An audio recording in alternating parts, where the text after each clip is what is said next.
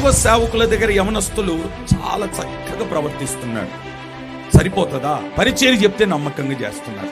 ఎక్కడికైనా ఎల్లుమంటే చేస్తున్నారు. పోస్టులు అతికిమంటే అతికిస్తున్నారు. ఏమంటే సౌండ్ సిస్టమ్ పెట్టమంటే పెడుతున్నారు. వాయిద్యాలు వాయించమంటే వాయిస్తున్నారు. అంతా బాగానే ఉంది. ఇది సంఘములో విశ్వాసులు ఎదుట, సేవకులు ఎదుట నమ్మకంగా ఉన్నావు, యథార్థంగా ఉన్నావు. ఇది సరిపోతుందా అని ప్రభు అడుగుతున్నాడు. నాకు ఇది కాదు ముఖ్యం. వీరు ఎవ్వరు లేనప్పుడు, మధ్యరాత్రుల్లో ఒంటరిగా ఉన్నప్పుడు కూడా నీ యథార్థత ఎలాగుంది? ఒంటరిగా ఉన్నావు, సేవకుడు లేడు నీ దగ్గర, సంఘం లేదు, విశ్వాసులు చూడట్లేదు, ఎవరు నేను చూడలే, ఒంటరిగా ఉన్నావు. అప్పుడు నీ యథార్థత ఎలాగుంది? నీ ఫోన్ నీతోనే ఉంది. నీ ఫోన్లో నువ్వు ఎలాగున్నావు? నీ చాటింగ్ ఎలాగుంది? నువ్వు చూస్తున్న యూట్యూబ్ ఎలాగుంది? ఇదండి యథార్థత అంటే. నువ్వు ఒంటరిగా ఉన్నప్పుడు నీ పరిశుద్ధమైన జీవితాన్ని నువ్వు కాపాడుకోవడమే యథార్థత.